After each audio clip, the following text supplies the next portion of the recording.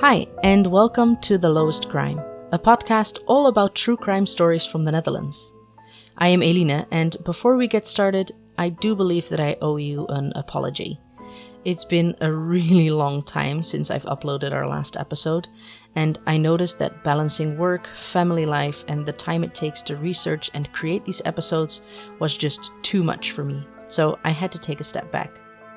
This means that I won't be able to provide you with episodes in a regular interval like I did before this break, but I do promise you that I will try to upload an episode whenever I can because there are just so many stories that deserve to be told.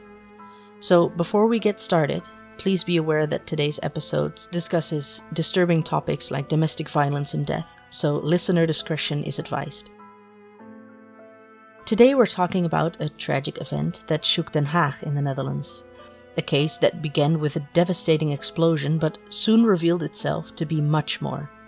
This is the story of the Tarwekamp flat explosion.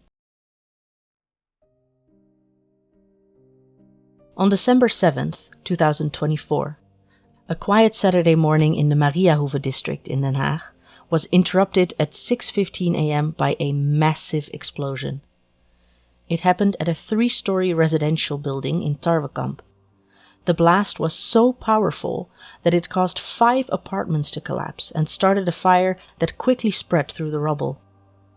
Emergency services arrived right away. Firefighters, police, and paramedics worked tirelessly to rescue survivors.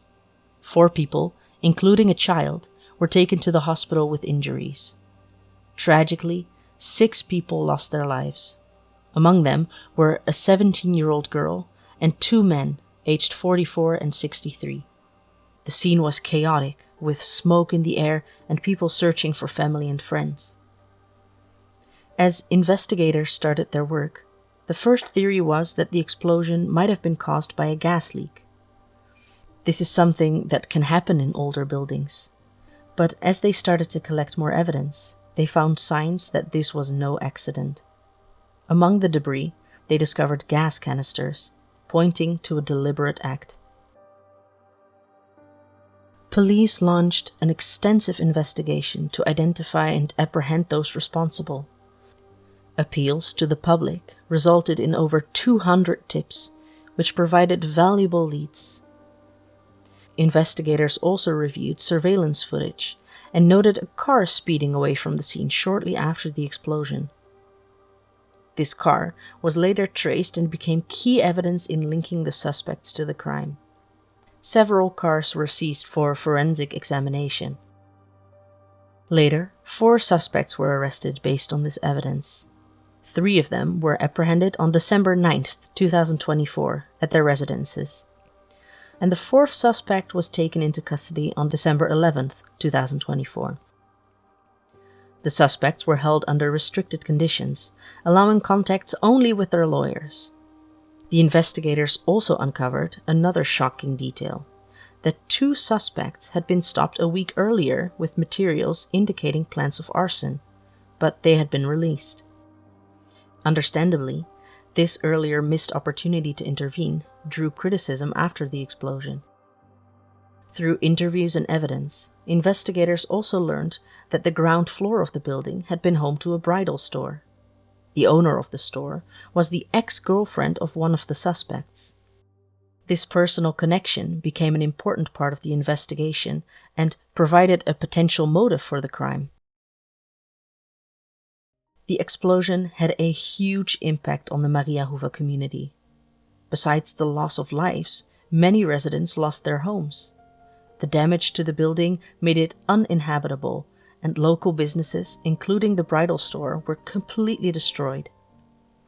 The municipality of Den Haag offered support by waiving certain municipal taxes for the affected residents and business owners to help ease their financial burden.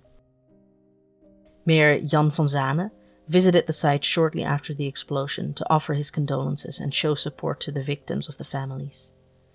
Prime Minister Dick Schoof expressed his shock and sympathy, and even King Willem-Alexander and Queen Maxima reached out to share their condolences. Community members organized vigils to remember the victims.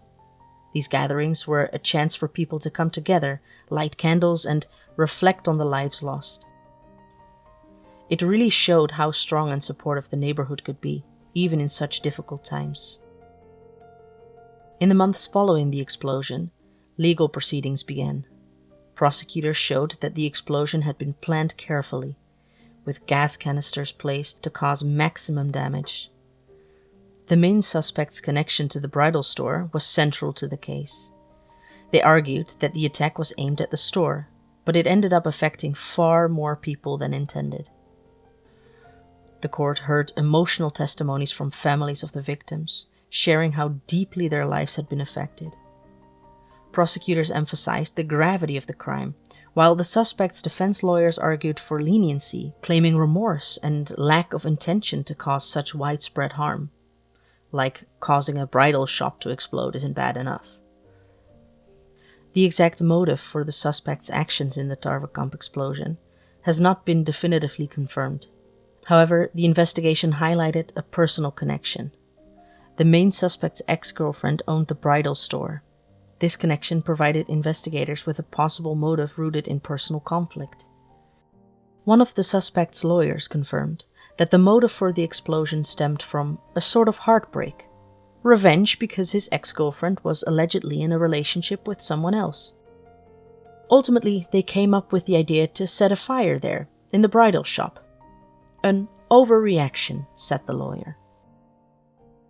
The suspects remain in custody as the trial continues.